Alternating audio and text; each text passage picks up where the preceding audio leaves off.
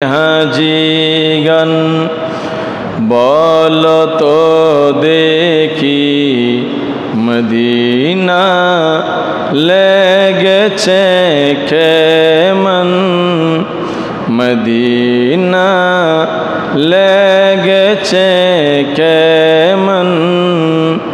হাজিগণ বলো তো দেখি, হাজিগণ বলো তো দেখি মদিনা লেগেছে কেমন, মদিনা লেগেছে কেমন। যেতাই মোদের প্রিয় নবী, যেতাই মোদের নূরি নবী, করেছেন শয়ন মদিনা লেগেছে কেমন, মদিনা লেগেছে কেমন। সওয়ারি ছুটেছে যখন আগে তার পৌঁছেছে মন। সওয়ারি ছুটেছে যখন আগে তার পৌঁছেছে মন, আগে তার পৌঁছেছে মন। দেখেছো গুম্বেদে হাজরা, দেখেছো গুম্বেদে হাজরা, সেথায় কি ছিলে কিছুক্ষণ, সেথায় কি ছিলে কিছুক্ষণ। যেতাই মোদের নূরি নবী, যেতাই মোদের প্রিয় নবী, করেছেন শয়ন মদিনা লেগেছে কেমন, মদিনা লেগেছে কেমন। পবিত্র এই জিলহজ চাঁদ আরবি চন্দ্র মাসের 12টি মাসের মধ্যে আখেরি মাস, শেষ মাস। এই মাসের পরে আরবি বৎসরের 1446 হিজরির প্রথম মাস পবিত্র মুহররমুল হারাম, সেটা শুরু হবে অত্যন্ত আমাদের অন্তরের ভিতরে রক্তক্ষরণ হয়ে সেই মাস শুরু হয়। যেহেতু সেই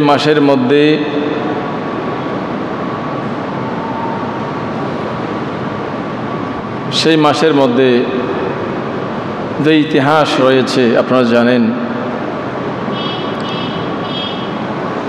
এই মাসের 10 তারিখ যেদিন আমরা কুরবানি দিয়েছিলাম,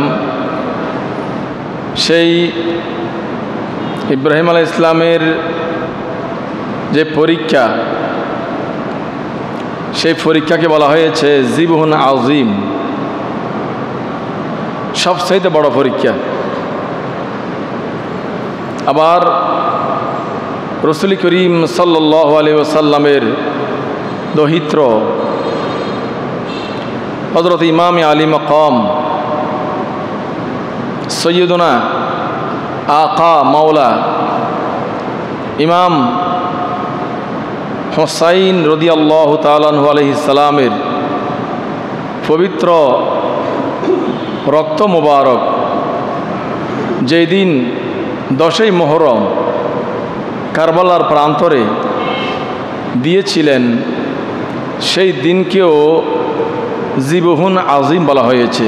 জোরে বলুন সুবহানাল্লাহ। ইব্রাহিম আলাইহিস সালাম নিজের সন্তানকে কোরবানি দিয়েছেন, এটা কোরবানি উনি দিয়েছেন তো আল্লাহ পাকের দয়া হয়েছে।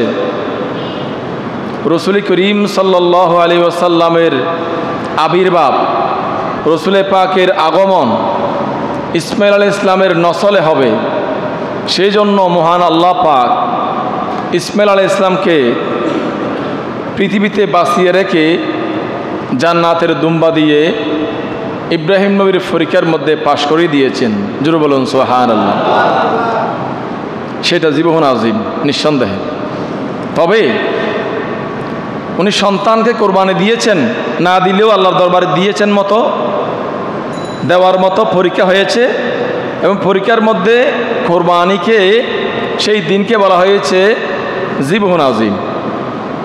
আর এদিকে রসুল করিম সাল্লাল্লাহু আলাইহি ওয়াসাল্লামের প্রাণ প্রিয় নাতি, কলিজার টুকরা নাতি, চোখের পুতুলি, নয়নের তারা, হৃদয়ের স্পন্দন রসুল করিম সাল্লাল্লাহু আলাইহি ওয়াসাল্লাম বলেছেন, ইমামে আলী মকাম, ইমামে হোসাইন, ইমামে হাসান আলাইহিমুসসালামকে দেখলে আমার হৃদয় শান্তি হয়ে যায়।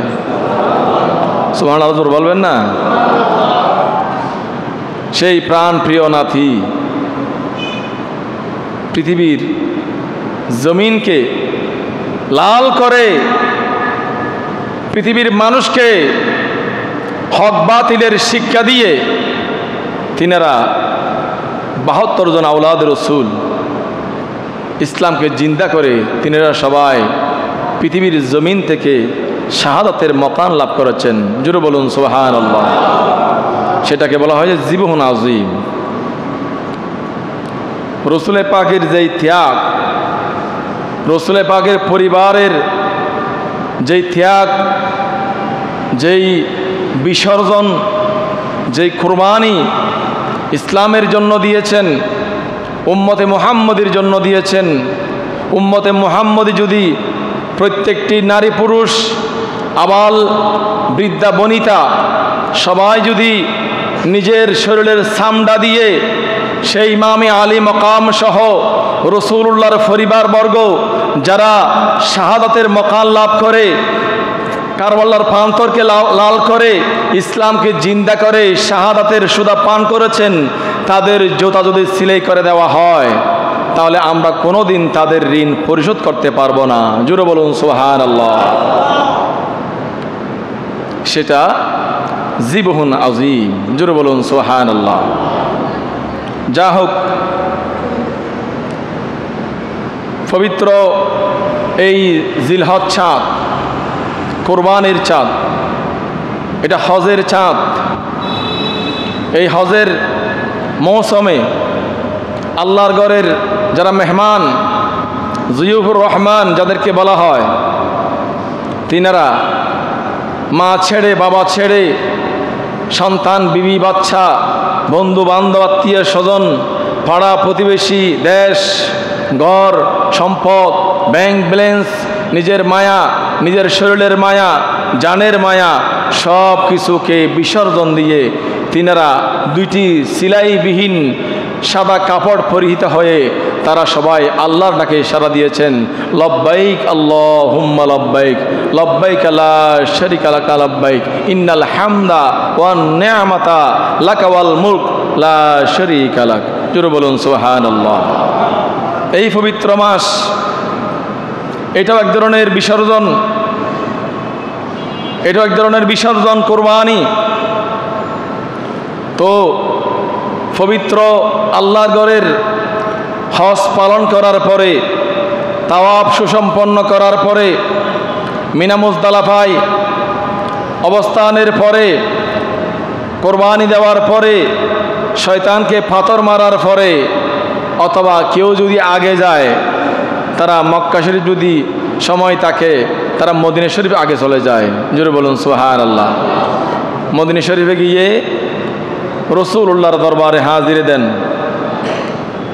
আমাদের দেশে কিছু কাঠমুল্লা আছে যারা বলেন, মিডিয়ার মধ্যে বলেন, এমনি বয়ানের মধ্যে বলেন যে মদিনা শরীফ যাওয়া এটা হজের অংশ না, সুতরাং মদিনা শরীফ যাওয়ার কোনো প্রয়োজন নাই। নাউজুবিল্লাহ বলবেন না? ভিডিও শুনতে চান? আমার কথাকে আপনাদের বিশ্বাস হয়েছে? কথা বলেন না। এই কথাটা কি আপনাদের বিশ্বাসযোগ্য হয়েছে? বিশ্বাসযোগ্য না হয় জুমার নামাজের পরে আপনাদেরকে ভিডিও সহ লাইভ সহ দেখাবো, কারণ অনেকের গায়ে লাগে। কে কোন দল করেন এটা আমার বিষয় না, আপনি যে দল করুন না কেন এটা আমার বিষয়, এটা আমার বিষয় না। কোরআন সুন্নাহ যেটা বলছে সেটা আমাকে বলতেই হবে, আমাকে বলতেই হবে। যদি বা সেটা আপনার দলের লোক হয়, আপনার দলের আলেম হয়, আর আপনার দলের মোল্লা হয়, আমাকে বলতেই হবে। সেটা যদি আমার দলের মোল্লা হয়, তিনিও ছাড় পাবে না আমার বক্তব্য থেকে। তারা বলেন যেহেতু মদিনা শরীফ যাওয়া এটা হজের অংশ না, আল্লাহ পাক হজ ফরজ করেছেন মক্কা শরীফ কেন্দ্রিক।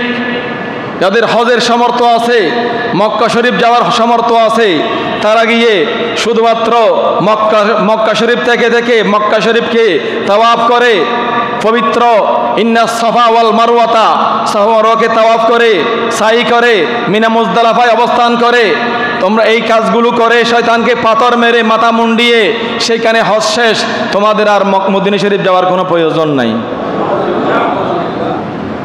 এই ধরনের কথা যারা বলেন তারা কি কখনো রাসূল পাকের উম্মত হতে পারেন?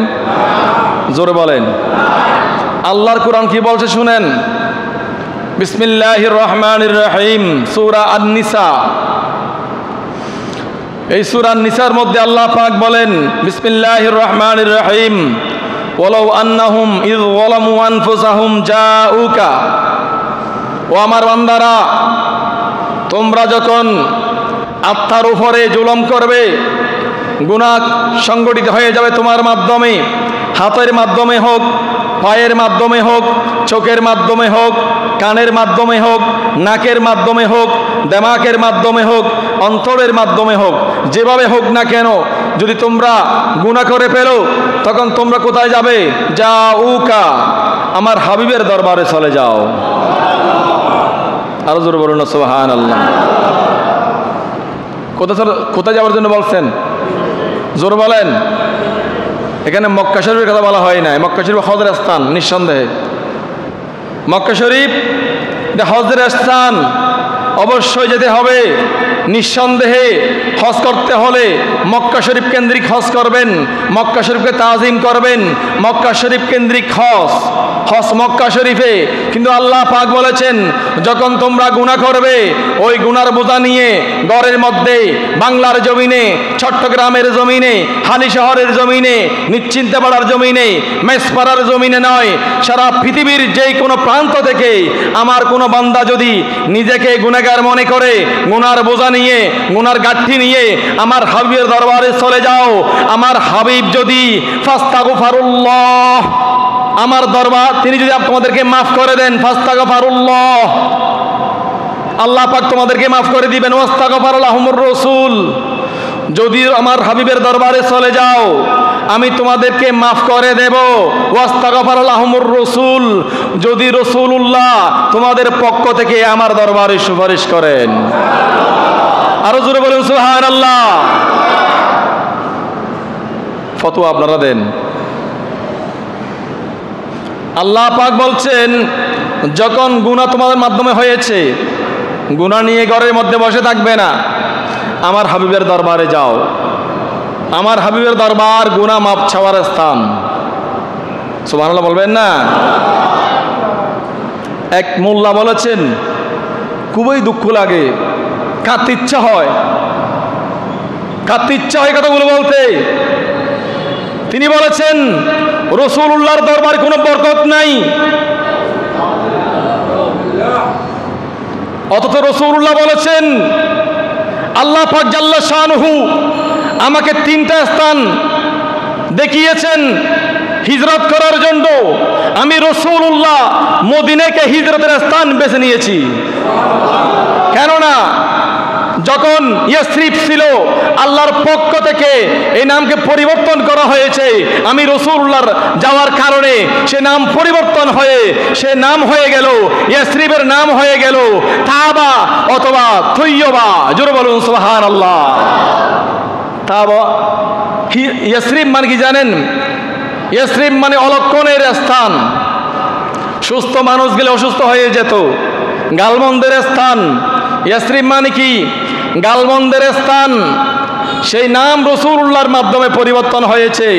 যেহেতু যে স্থানের মধ্যে রাসূলুল্লাহর কদম পড়বে সেটার তুইয়া মুইয়া গতানুগতিক কোন স্থান থাকবে না, সেটার নাম পরিবর্তন করে আমার আল্লাহ পরিবর্তন করে দিয়েছেন। সেই নাম দিয়েছেন মদিনাতুত তৈয়বা। জোরে বলুন সুবহানাল্লাহ। পবিত্র মদিনা ভূমি, পবিত্র স্থান। কারণ আল্লাহ পাক বলেছেন, ইয়া রাসূলুল্লাহ, আপনি যেখানে জন্মগ্রহণ করেছেন, লা উকসিমু বিহাযাল বালাদ ওয়া আনতা হিল্লুম বিহাযাল বালাদ। ইয়া রাসূলুল্লাহ, আমি ওই শহরের কসম খেয়ে বলছি, যেই শহরের অধিবাসী, যেই বলদের অধিবাসী, যে স্থানের অধিবাসী আপনি রাসূলুল্লাহ। রাসূলুল্লাহ যেখানে জন্মগ্রহণ করেছেন সেটাও পবিত্র। সেই পবিত্র স্থানের কসম করেছেন কে? জোরে বলেন কে? রাসূলুল্লাহ যখন কোথায় গেলেন? মদিনাতুল মুনাওয়ারায় গেলেন। সেই ইয়াসরিব পরিবর্তন হয়ে কি হয়ে গেল? মদিনাতুল মুনাওয়ারা। সাইয়েদনা আবু বকর সিদ্দিক রাদিয়াল্লাহু তাআলা আনহু তিনি একদিন রাত্রে স্বপ্নে দেখলেন রাসূল করিম সাল্লাল্লাহু আলাইহি ওয়াসাল্লামকে নিয়ে। তিনি স্বপ্নে দেখলেন আসমানের মধ্যে একটা চন্দ্র উদিত হয়েছে। সেই চন্দ্র উদিত হয়েছে মক্কা শরীফে। মক্কা শরীফের ছাদের মধ্যে এসে সেই চন্দ্র মক্কার অলিতে গলিতে রোশনি একেবারে যেই আলোকবর্তিকা প্রত্যেকটি ঘরে ঘরে প্রজ্বলিত হয়েছে। জোরে বলুন সুবহানাল্লাহ। এরপরে সেই চন্দ্র মদিনায় গেল। মদিনায় গিয়ে সেখানেও সেই চন্দ্রের আলোতে সবার ঘর আলোকিত হয়েছে, সবার অন্তর আলোকিত হয়েছে। এরপরে সেই চন্দ্র আর দেরি হয় নাই, আস্তে আস্তে সৈয়দাতুন নেসা হযরতে আয়েশা সিদ্দিকা রাদিয়াল্লাহু তাআলা আনহার ঘরের মধ্যে প্রবেশ করেছেন। এরপরে সেই চন্দ্র সৈয়দাতুন নেসা হযরতে আয়েশা সিদ্দিকা রাদিয়াল্লাহু তাআলা আনহার ঘরের মধ্যে প্রবেশ করে সিদ্দিক আকবর দেখতে পাচ্ছেন হযরতে আয়েশা সিদ্দিকা রাদিয়াল্লাহু তাআলা আনহার ঘরের যেই মাটি সেটা ঠাস করে পেটে গেল, সঙ্গে সঙ্গে সেই চাঁদ অদৃশ্য হয়ে গেল। জোরে বলুন সুবহানাল্লাহ।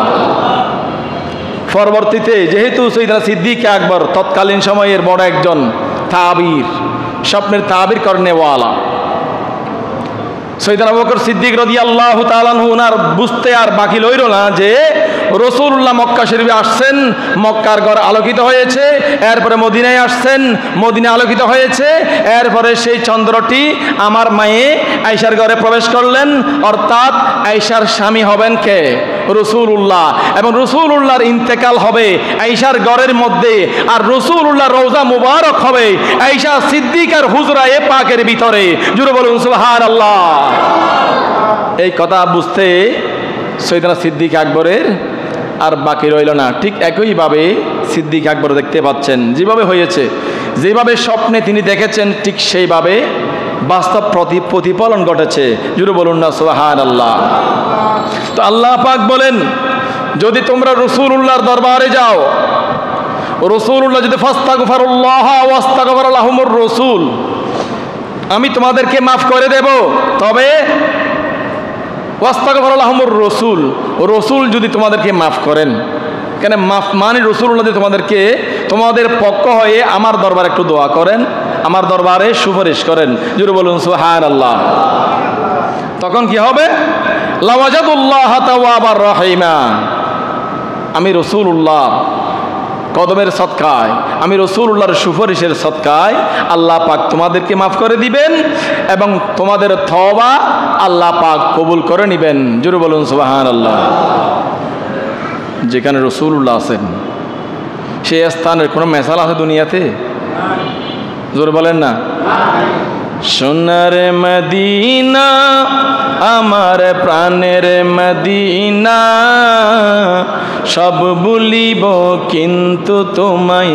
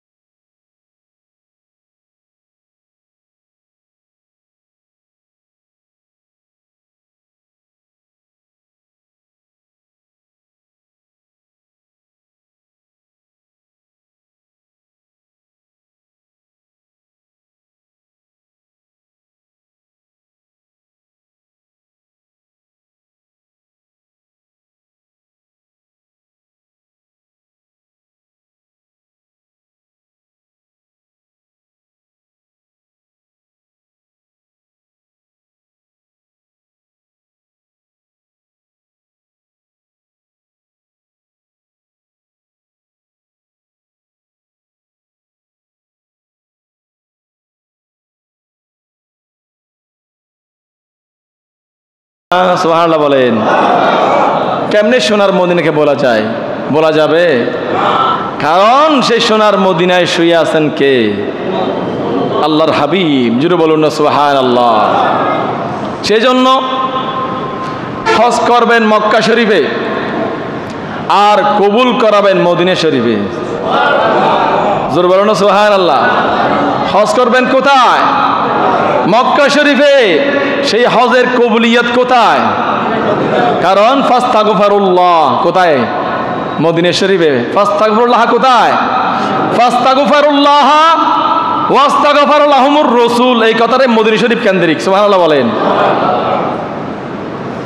তোমরা আমি আল্লাহকে ক্ষমাশীল হিসাবে পাবে।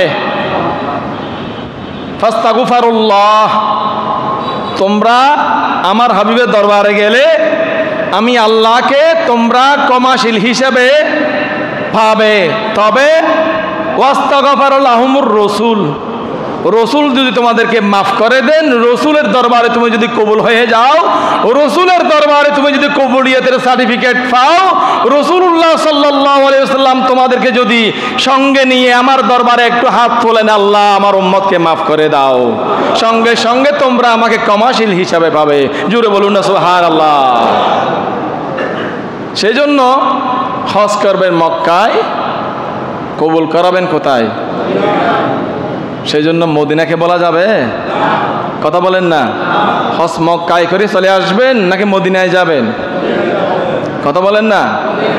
কারণ মদিনায় যদি আপনি গ্রহণযোগ্য হন, মদিনায় যদি আপনি গ্রহণযোগ্যতার সার্টিফিকেট পান, তো আল্লাহর দরবারে আপনি মকবুল।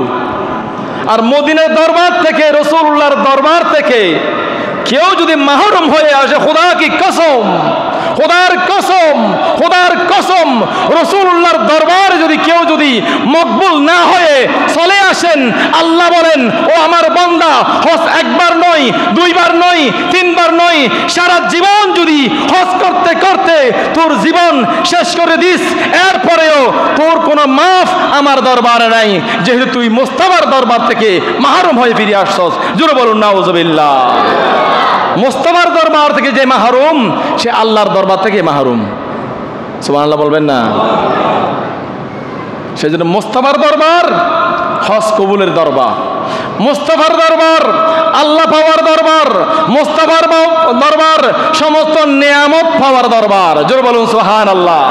রাসূলুল্লাহ বলেছেন, ইন্নামা আনা কাসিমুন ওয়াল্লাহু ইউতি, আমি রাসূলুল্লাহ বন্টন করি, যেহেতু আমাকে আল্লাহ পাক জাল্লা শানু আমাকে দান করেন, আমাকে দেওয়া প্রদত্ত নিয়ামত থেকে আমি রাসূলুল্লাহ সদা সর্বদা আমার উম্মতকে বন্টন করে দিই। তাহলে ক্ষমা কোথায়? কথা বলেন না। ক্ষমা কোথায়? মাফ কোথায়? হজ করবেন মক্কায়, মাফ করাবেন কোথায়? গুনাহ মাফ করাবেন কোথায়? মদিনায়। এখন আসুন, রাসূল করিম সাল্লাল্লাহু আলাইহি ওয়াসাল্লাম ইরশাদ করেছেন, হযরত আব্দুল্লাহ ইবনে ওমর রাদিয়াল্লাহু তাআলা থেকে হাদিস বর্ণিত হয়েছে, রাসূল করিম সাল্লাল্লাহু আলাইহি ওয়াসাল্লাম, এটা বুখারীর riwayat, ফি শুআইবুল ঈমানের মধ্যেও আছে হাদিসটি। রাসূলুল্লাহ বলেছেন, যে ব্যক্তি আমার জিয়ারত করালো, যে ব্যক্তি আমার রওজা মুবারক, আমার কবরের জিয়ারত করালো, রওজার জিয়ারত করালো, সে এমনভাবে জিয়ারত করেছে, আমি জীবন্ত থাকা অবস্থায়, দুনিয়াতে জাহেরিভাবে থাকা অবস্থায় যেভাবে আমাকে দেখলে নিয়ামত লাভ করত, ঠিক সেভাবে আমার ইন্তেকালের পরে আমার রওজা মুবারক জিয়ারত করলেও সেই মর্যাদা লাভ করবে। জোরে বলুন সুবহানাল্লাহ। সেই জন্য রাসূলুল্লাহর একটি নাম হচ্ছে হায়াতুন নবী। কি নবী? জোরে বলেন, কি নবী? আচ্ছা, আমার নবী কি মরা নবী নাকি জিন্দা নবী? এটাকে নিয়ে অনেকে উপহাস করেন। রাসূল কি দুনিয়াতে আছেন? আরে বাবা না, রাসূলে পাক বলেছেন, হায়াতি খায়রুল লাকুম, আমার জীবন তোমাদের জন্য কল্যাণ, ওয়া মামাতি খায়রুল লাকুম, আমার ইন্তেকালও তোমাদের জন্য কল্যাণ। এই আয়াতের আলোকে আল্লাহ পাক যে বলেছেন, ফাস্তাগফিরুল্লাহ, আমি তোমাদেরকে মাফ করে দেব, আমাকে মাফ করনেওয়ালা হিসাবে পাবে, ওয়াস্তাগফার লাহুমুর রাসূল, যদি আমার রাসূল তোমাদেরকে মাফ করে দেন। এই আয়াত কি রহিত হয়ে গেছে? কথা বলেন না। এই আয়াত কি মনসুখ হয়ে গেছে? এই আয়াত কি মনসুখ হয়ে গেছে, রহিত হয়ে গেছে? না, এই আয়াতের হুকুম এখনো আছে, অর্থাৎ রাসূলুল্লাহ হায়াতুন নবী। সুবহানাল্লাহ বলেন। রাসূলুল্লাহর দরবারে গেলে যদিও আপনি শুনবেন না, আল্লাহ আমার উম্মতকে মাফ করে দাও, আব্দুল খালেককে মাফ করে দাও, আব্দুল মালিককে মাফ করে দাও, আব্দুল করিমকে মাফ করে দাও, যদিও আপনি শুনবেন না, কিন্তু আল্লাহর কোরআন মোতাবেক এটা সাবেত, রাসূলুল্লাহ জিন্দা, রাসূলুল্লাহ এখন উম্মতকে চিনেন, জানেন। রাসূলুল্লাহ আপনাদেরকে যে সালাম দিচ্ছেন, এই সালামের উত্তর দিচ্ছেন। রাসূলুল্লাহ সাল্লাল্লাহু আলাইহি ওয়াসাল্লাম রওজা মুবারকের মধ্যে থেকে আপনার জন্য আল্লাহর দরবারে মাগফিরাত কামনা করছেন। জোরে বলুন না সুবহানাল্লাহ। রাসূলে পাক হায়াতুন নবী। কি নবী? রাসূলে পাক বলেছেন, আমার জীবদ্দশায় আমার জিয়ারত করলে যেই মর্যাদা, আমার ইন্তেকালের পরে আমার রওজা মুবারক জিয়ারত করলে সেই মর্যাদা। এই হাদিস থেকে প্রতীয়মান হয়ে গেছে, স্পষ্ট হয়ে গেছে, ক্লিয়ার হয়ে গেছে রাসূলুল্লাহ হায়াতুন নবী। জোরে বলুন সুবহানাল্লাহ। এরপরে হাদিস হযরত আব্দুল্লাহ ইবনে ওমর, হযরত আব্দুল্লাহ ইবনে ওমর রাদিয়াল্লাহু তাআলা থেকে হাদিস বর্ণিত, রাসূল করিম সাল্লাল্লাহু আলাইহি ওয়াসাল্লাম ইরশাদ করেছেন, যেই ব্যক্তি আমি রাসূলুল্লাহর রওজা মুবারক জিয়ারত করলো, আমি রাসূলুল্লাহ তার জন্য সুপারিশ করব নিশ্চিত। কি বলবেন? সুবহানাল্লাহ বলবেন না? যেই ব্যক্তি আমার রওজা মুবারক জিয়ারত করলো, যেই ব্যক্তি আমার রওজা মুবারক জিয়ারত করলো, আমি রাসূলুল্লাহ তার জন্য সুপারিশ করব, কোনো ধরনের সন্দেহ। জোরে বলুন না সুবহানাল্লাহ। হাল্লাত লাহু শাফাতি, হাদিসের পরিভাষা, হাল্লাত লাহু শাফাতি, আমি রাসূলুল্লাহ নিজেকে নিজের উপর এটা গ্রহণযোগ্য করে নিলাম, নিজের উপরে আমি আবশ্যকীয় করে নিলাম যে আমার উম্মতের জন্য আমি মাফ করব, আমি সুপারিশ করব। জোরে বলুন সুবহানাল্লাহ। এরপরে রাসূল করিম সাল্লাল্লাহু আলাইহি ওয়াসাল্লাম আরো ইরশাদ করেছেন, যেই ব্যক্তি হজ্জের উদ্দেশ্যে মক্কায় গেল, এরপরে আমি রাসূলুল্লাহ রওজা মুবারকে আসলো, আল্লাহ পাক জাল্লা শানুহু তার আমল নামায় 2টি মকবুল হজের সওয়াব দিয়ে দিবেন। আরো জোরে বলেন সুবহানাল্লাহ। হজ করবেন মক্কায় একবার, জীবনে একবার হজ ফরজ। রাসূলুল্লাহ বলেছেন, আমার কোন উম্মতের নরনারী যদি মক্কা শরীফ এসে হজ করেছে, সেখান থেকে আমি রাসূলুল্লাহর দরবারে এসেছে, আমি রাসূলুল্লাহ বলে দিচ্ছি, ওই ব্যক্তিকে আল্লাহ পাক 2টি মকবুল হজের সওয়াব দিয়ে দিবে। আরো জোরে বলুন না সুবহানাল্লাহ। কি বলেন? মক্কা শরীফ থেকে মদিনা শরীফ না যাওয়ার জন্য মানুষদেরকে বলছেন। আরো বলছেন কি, যদি মক্কা শরীফ থেকে মদিনা শরীফ যাও, রাসূলুল্লাহ রওজা মুবারক জিয়ারতের জন্য যাবে না, কেননা সেটা শিরিক। নাউজুবিল্লাহ বলেন। যদি যাও, একটা কাজ করবে, একটা নিয়ত রাখবে। সেই নিয়ত কি? সেই নিয়ত হচ্ছে রাসূলুল্লাহর যে মসজিদে নববী শরীফ, সেখানে 1 রাকাত নামাজ পড়লে 50,000 রাকাত নামাজের সওয়াব। সেই নামাজ পড়ে সওয়াব অর্জনের জন্য যাবে। চুরো বলুন না, নাউজুবিল্লাহ বলেন না। মক্কা শরীফ নামাজ পড়লে 1 রাকাতে 1 লক্ষ রাকাত নামাজের সওয়াব। মদিনা শরীফ মসজিদে নববী শরীফ পড়লে 1 রাকাতে 50,000 রাকাত নামাজের সওয়াব। কোনটা বড়? সওয়াব কোথায় বেশি? কথা বলেন না। সওয়াব কোথায় বেশি? মক্কা শরীফে। পৃথিবীতে এমন কোনো বেকুফ আছেন যে 1 লক্ষ বাদ দিয়ে 50,000 নেবেন? হ্যাঁ, মাথার মধ্যে কি আছে? ডিস্টার্ব আছে। মাথার মধ্যে মগজ নাই। মগজহীন কথা বলেন, লাগামহীন কথা বলেন। এই ধরনের কথা ওই সমস্ত ব্যক্তিরা বলতে পারেন যাদের ভিতরে আবু জেহেলের রক্ত আছে। ঠিক কিনা বলেন? রসুলুল্লাহর দরবারের জুলুস দেখে, রসুলুল্লাহর দরবারের যেই সুসাজসজ্জা দেখে, রসুলুল্লাহর দরবারে হাজিরি দেখে যেই ব্যক্তি ঠেলে বেগুনে জ্বলে উঠে, মনে রাখবেন ওই ব্যক্তির দিলের মধ্যে, ওই ব্যক্তির অন্তরের মধ্যে, ওই ব্যক্তির রক্তের মধ্যে আবু জাহেলের বিষ রয়েছে। ঠিক ঠিক কিনা বলেন? আবু জাহেলের বিষ ছাড়া এই ধরনের কথা কোনো মুসলমান বলতে পারে? সেই জন্য রসুলুল্লাহর দরবার যত জুলুস হবে, কারণ সেটা সোনার মদিনা। কি মদিনা? কথা বলেন, কি মদিনা?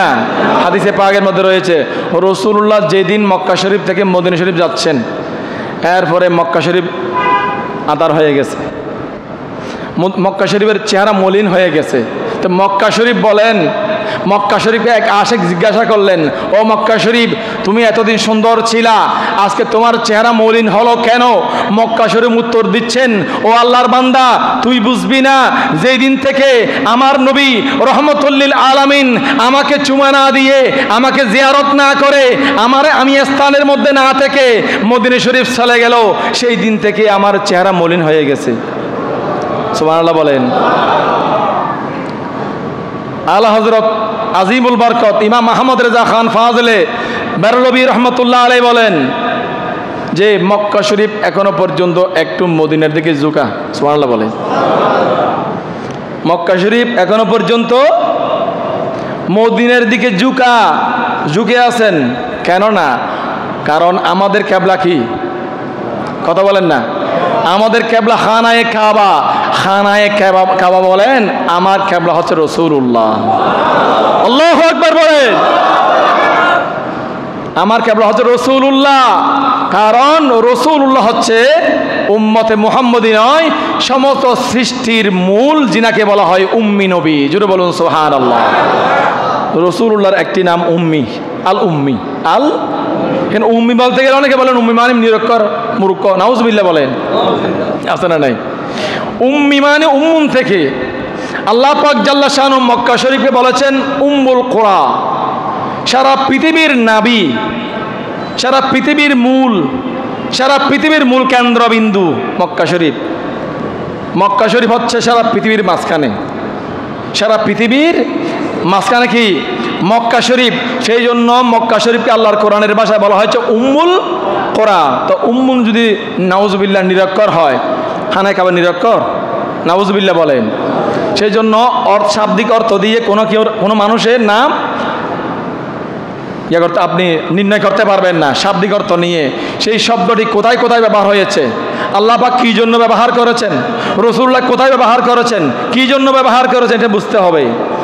উম্মি মানে রাসূলুল্লাহ সমস্ত সৃষ্টির মূল। সুবহানাল্লাহ বলেন।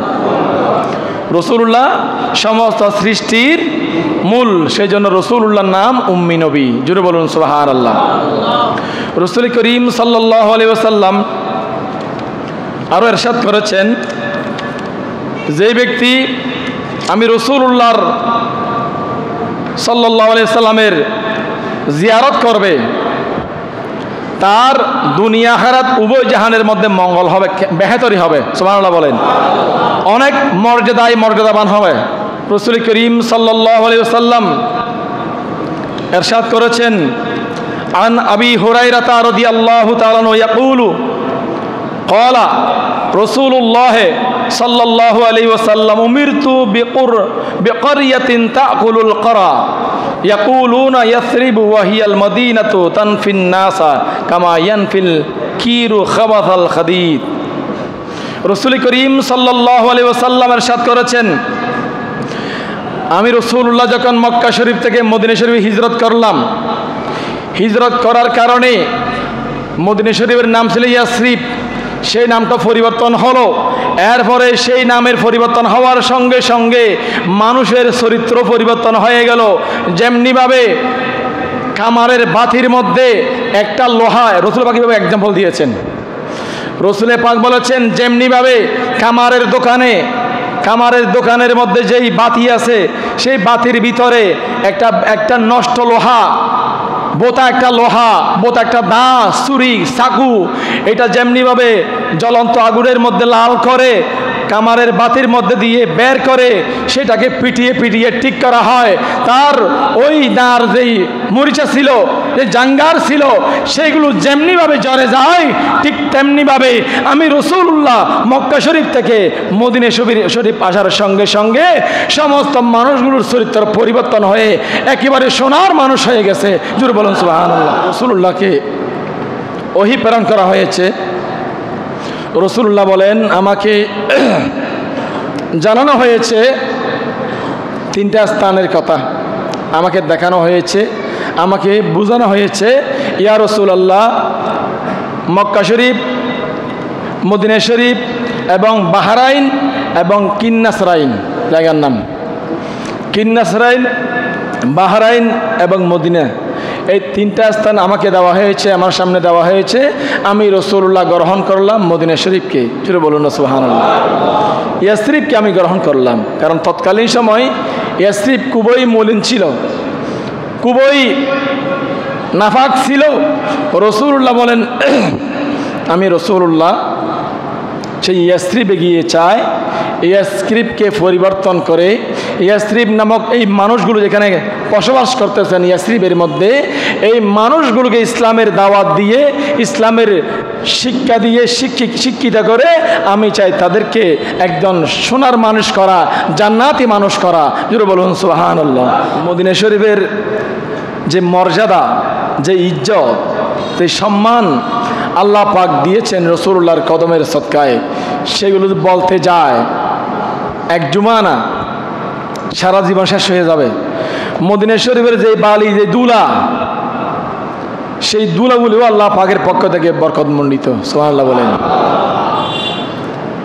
সেই দুলা যদি আপনি পান, মুখের মধ্যে মালিশ করেন, সিনার মধ্যে মালিশ করেন, আপনার সিনা উজালা হয়ে যাবে, নূরে ভরপুর হয়ে যাবে, আপনার চেহারা থেকে নূরের জ্যোতি বের হবে। জোরে বলুন সুবহানাল্লাহ। সেই জন্য আশিক বলেছেন, মদিনা শরীফকে বলা হয়েছে হাকে শাফা, হাকে শাফা। মদিনা শরীফ গেলে অসুস্থ মানুষ সুস্থ হয়ে যায়। সুবহানাল্লাহ বলে। সেই জন্য মদিনা শরীফের নাম হাকে শাফা। জান্নাতের বাগান তোমায় নবী বলেছেন, খাকে শাফার অধিকারী তোমায় করেছেন, তোমার বুকে প্রবাহিত নূরেরই ঝর্ণা। সুবহানাল্লাহ বলেন। কারণ নূর কোথায়?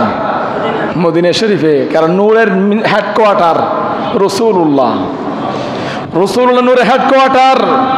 সেজন্য আশেক বলেছেন, তোমার বুকে প্রবাহিত নূরেরই ঝর্ণা, সব বলিব কিন্তু তোমায় বলতে পারি না। সুবহানাল্লাহ বলেন। আল্লাহ পাক জাল্লা শান আমাদের সকলকে মদিনাতুল মুনাওয়ারার প্রেম দিয়ে আমাদের সিনাকে উজালা করুক, আমাদের সিনাকে মজবুত করুক, আমাদের ভিতরে মদিনার নূর দিয়ে আমাদেরকে ঈমান পরিপূর্ণ ঈমানদার বানিয়ে দিক, এবং মক্কা মদিনা উভয় হারমাইনের শরীফাইনকে তাজিম করার তৌফিক দান করুক। রাসূলুল্লাহ বলেছেন, যেই ব্যক্তি, যেই আমার উম্মতের কোনো নরনারী যদি মক্কা শরীফ অথবা মদিনা শরীফ ইন্তেকাল করেন, রাসূলুল্লাহ বলেছেন তারা কবর থেকে ওঠার সময় নিরাপদ হয়ে উঠবে, অর্থাৎ ইমানদার হয়ে মরবে। আর কবর থেকে ওঠার সময় নিরাপদ হয়ে, কোনো প্রকারের টেনশন, ভয়, অঘটন, কোনো প্রকারের টেনশন মুক্ত হয়ে কোত্থেকে উঠবে?